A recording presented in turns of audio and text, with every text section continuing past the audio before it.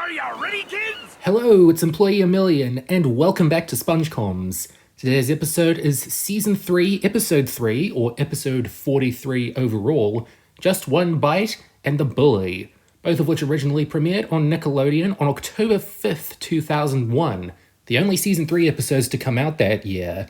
It's kind of strange that these were chosen, but I don't know, October, bullies, all the weird stuff that happens in Just One Bite. I feel like they were in a bit of a spooky vibe when thinking of this episode, and it kind of shows. What's even spooky to me is that I had a very difficult idea of what order I would do these in. I'm doing Just One Bite first, which was written by Jay Linder, Sam Henderson, and Meriwether Williams. But The Bully aired first in that original airing in October 2001, and that's always kind of thrown me off for some reason. Like, they didn't usually air the individual segments out of order. And plus, on the Season 3 DVD, you have a very weird menu system where it's in an L shape, and Just One Bite is at the far end and Bully is in the bottom. When you see it, you know what I mean. It does get a bit confusing, but if you follow the pattern of the DVD menus, you'll figure out that the Bully, it goes second, and Just One Bite is the fifth segment overall in Season 3, so I'm going with it first. So basically, the whole point of this episode is that even though SpongeBob is happy with his job at the Krusty Krab making Krabby Patties, burgers are actually really gross and unhealthy in large amounts. Gourmet burgers, fine. Fast food burgers, you've got a lot of fat and salt in them to make them taste better for longer. And although they're well and good for a snack every once in a while, this episode delves into how they really are unhealthy, they are addictive, and they do wreck your body. It sort of builds up as it goes on, but I am really proud of SpongeBob for, after 2 seasons of being a bit lax with how unhealthy burgers are, coming out and saying, yeah, there is a bit of a problem with having large doses of it, but we can make some comedy out of it. This episode is also kind of about addiction. Like, you can tell from the things Squidward says about Krabby Patties that he has kind of an addictive personality. Like, maybe these sorts of phrases and messages were drilled into his head younger in life, and you can kind of see why when you see like what happens when he has them. Even as an adult, he's really can't control himself all that much, if I'm being completely honest. But yeah, it starts off as like a typical SpongeBob Squidward romp, with SpongeBob being the nice guy trying to make things right, Squidward being the pessimistic guy always pointing out the wrong things. But it kind of not exactly flips, but gets a bit more even in the playing field at a certain point, and that certain point is decorated with some great animation. I think that this is one of the best animated episodes of Season 3. Like, they went a lot further with the paintings and the jokes about mixed media and all the ways that they can get sort of a different look in. Like this bit with SpongeBob in the trash. It didn't need to be painted, but they painted it to make it look a bit more realistic, a bit more uncanny, and it really works. And this bit where Squidward is trying to eat the patty, I love the detail on his mouth. It looks like a horse's mouth, honestly. It just looks so weird, and it also shows that this episode is great because it's about Squidward. A lot of these reactions and a lot of these different actions and motivations, and it especially plays into Squidward's design very well, because you've not only got that little bite, but you've also got the famous "does this look unsure to you" face, which is just beautiful in an ugly way. It's one of the first times they really let loose and showed that, yeah, these SpongeBob characters can look really grotesque when need be. but it kind of helps. It's only on screen for a second or two, and it's very sudden. It's not too detailed. It's just kind of a weird little bit, and you move on. And I think that's why it's such a well-respected joke amongst the myriad of different bits and pieces like that. But I've also gotten a special appreciation for the run cycle coming up that looks almost like a Rat Fink painting. It's so off the wall and so uncanny. And it's not even painted. That is just a normal like run cycle that they made with the ink and paint at their disposal. And yeah, it looks really weird, but I like it. And you've also got this joke with Squidward's eyes just kind of moving off. They did that recently in My Pretty Seahorse too with SpongeBob. And just a few bits here and there with the smoke going around Squidward's nose and the patties in his eyes flipping. And even a little thing like Squidward describing the kind of patty that he wants from SpongeBob. The way his smile, his demented smile, kind of rises a little bit above before he pulls his entire face forward. You could only do that with Squidward. I think it's a great use of his character design. And this is the sort of thing that I kind of think goes underappreciated about this episode, because people do love the jokes, they do love the humor. It is a very funny episode. A lot of its jokes are very well known for a reason, and one of those I'll get to. But it's also just a great showcase of where their animation was at this point. They'd had an entire season to figure out digital ink and paint, and now they were really going to new heights of figuring out how to keep making it look like this surreal fantasy show. And that is very commendable. That is what I do really like about a season 3 of any show. Just sort of, how can we push things further when we've already pushed things further before? And something I do think elevates this episode and makes the message that burgers aren't too healthy stick out a bit more is that after just having a morsel of it, Squidward will do literally anything to get it. He'll lick sand, he'll eat rubbish, he'll even dream about marrying a Krabby Patty. And it's kind of showing that an addictive behavior like this is destructive, but it's not doing it in a very dark, cynical way. These jokes are still very quick, snappy, and they have rises and payoffs. They are very good jokes. Like, for some reason, the Krusty Krab has a furnace now, and SpongeBob cremates a Krabby Patty.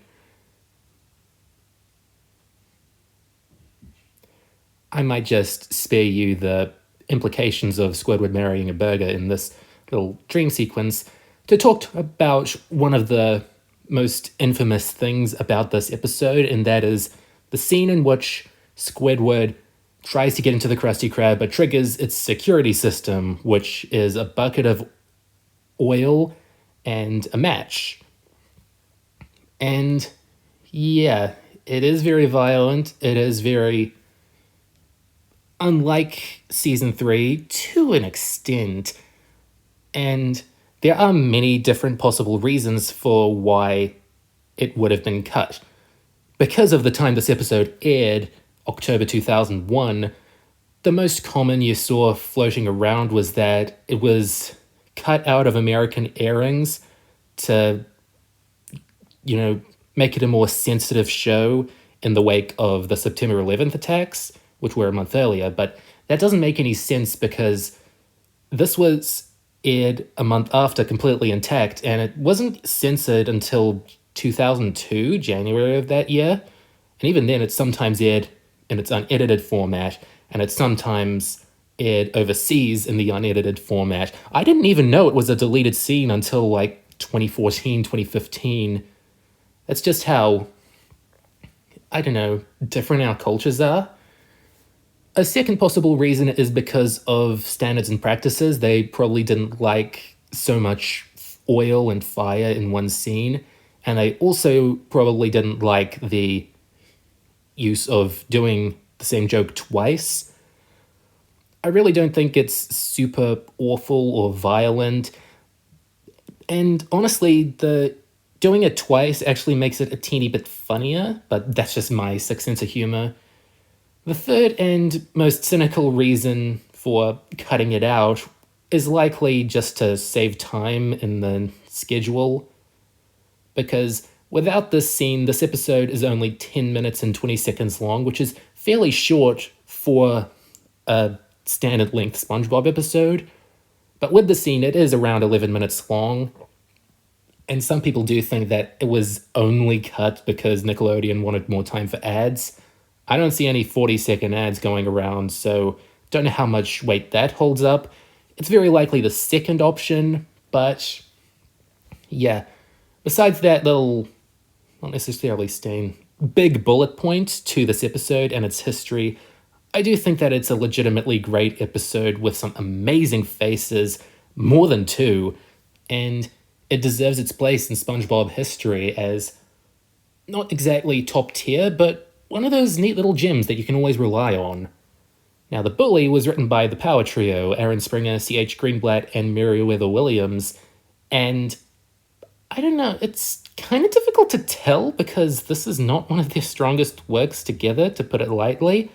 It does have some good things going for it, but you can tell something's a bit off with it, even if you do like it.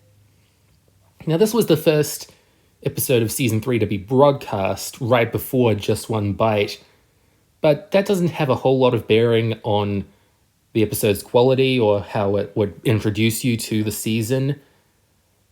Although it is very telling of how Season 3 would treat boating school, because in the first two seasons, it was just a little schoolhouse, and it was like a place to learn how to drive. DMV, I think they call those places. It was supposed to be kind of mature and something for the adults to have a laugh at. But in Season 3, they swung into making it more like an elementary or primary school by having the schoolhouse transform partway into the episode into a big school-sized institution with hallways and corridors.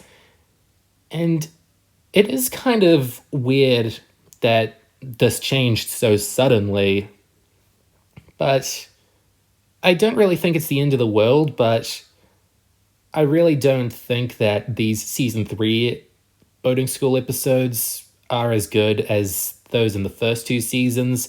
It's like one of the only things about the season that you can say is a clear downgrade from those first two, and I think it partly has to do with how SpongeBob and Mrs. Puff's dynamic evolved, because in the first two seasons they were adults, and here you can't really say that. Mrs. Puff does say later on that they are an adult program, but I think they were starting to miss the point of Mrs. Puff. She isn't this tired, worn-out teacher. She's just kind of a teacher to SpongeBob, and it's not quite as fun, but something that I do really like about this episode is the guest performance of Thomas F. Wilson as Flats.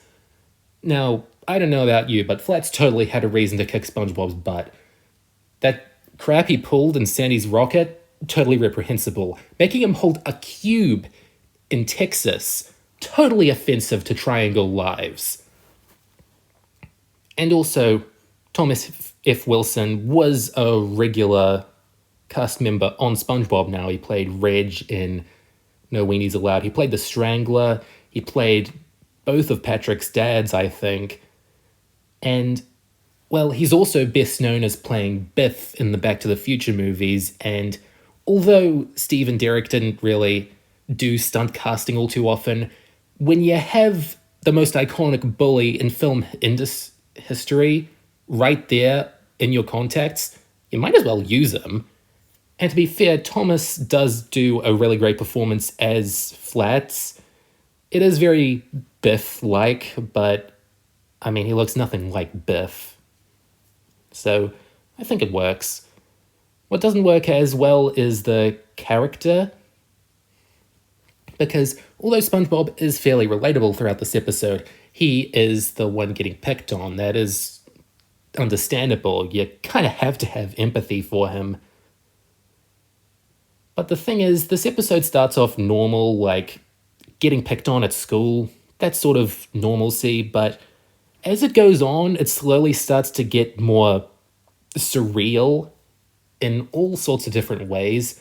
Like, just the implication that Patrick has gone to college, it's starting to give me some procrastination vibes of, wait, how is this happening?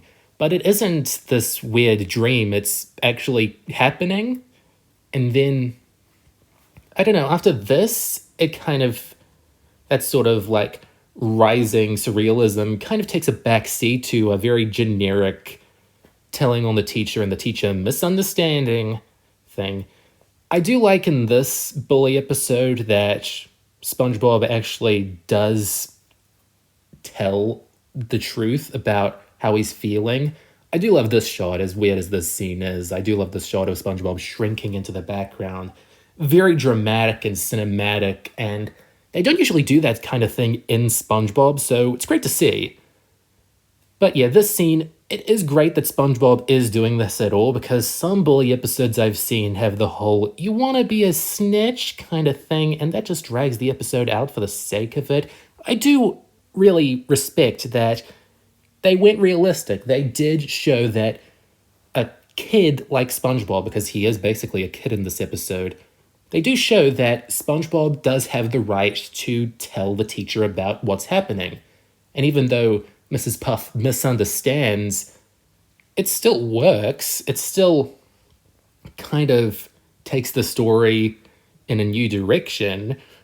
And that new direction is where it starts to get a lot zanier and a lot more, not necessarily like a SpongeBob episode, but more like just a general cartoon, which, I mean, there's two ways you could have done this episode. You could have done it really realistically and have the bully be a serious bully who really makes SpongeBob's life a living Davy Jones' locker, or you could have had it be like this weird fantastical thing, and I feel like the writers kind of had their cake and ate it too, coincidentally, as I'm talking about an episode with Mrs. Puff in it, but that's beside the point.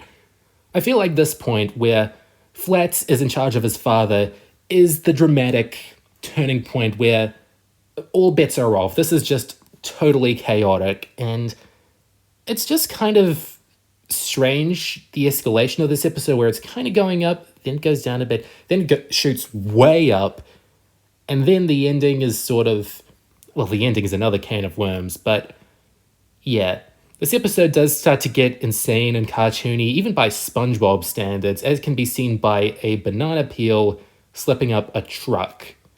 And that is just something you wouldn't see in an average SpongeBob episode. Even the stuff that they do now, they usually wouldn't get that loony, so to speak. So I do kind of appreciate that they tried to take it to this extreme in order to not make the story as personal and heavy to kids who have been bullied and kids who do have certain problems with peers at school. I do kind of get why they wanted to make it a lot more realistic. Well, a lot more of a cartoon, but the danger you run into with that is that it also kind of messes with them in an emotional sense, in that they'll probably think this is probably what'll be racing in their hearts when they think of bullies from now on. I do like this joke of SpongeBob and Flats kind of coming to a small understanding, but yeah, it does kind of end after this. If this were the end of the episode, I don't think that the episode would have as mixed of a reputation as it has, because if you couldn't tell by my wording so far, this episode has kind of a mixed reception within the fan base. Some people really do think it's funny. Other people really hate it because of the subject matter and how the story plays out. And I really hate to be a fence sitter, but I am kind of in the middle of that and lean a little more into the it's funny. But I have had points in my life where this episode came on and I just changed the channel.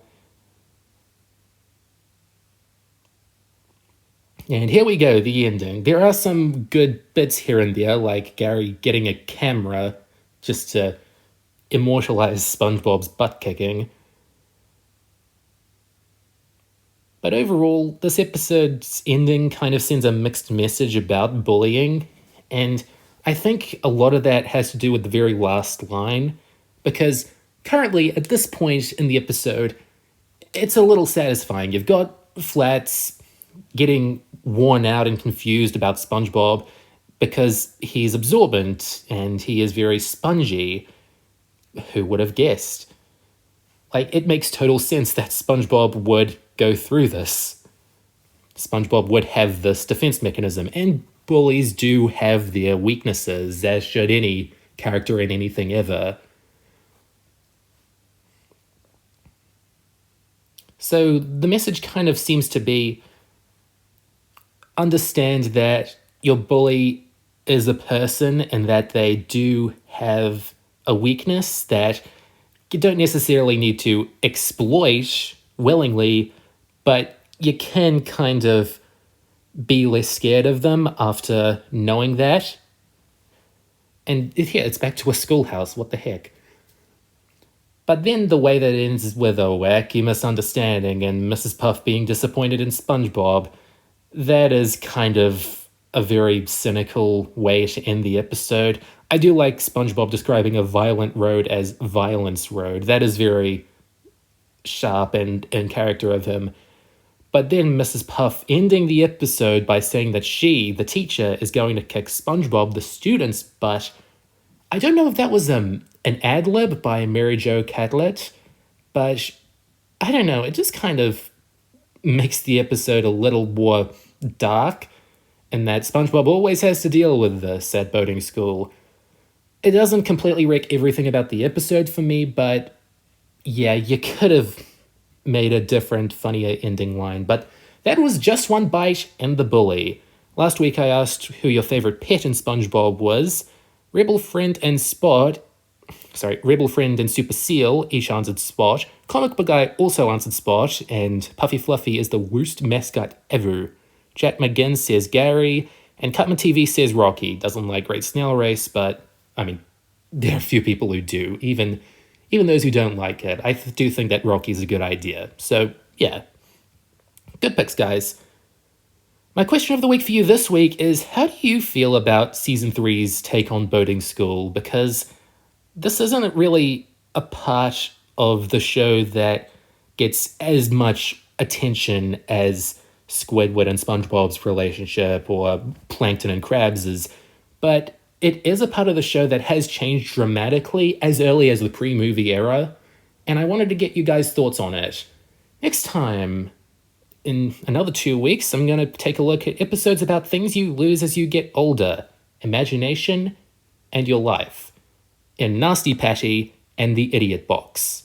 Goodbye for now.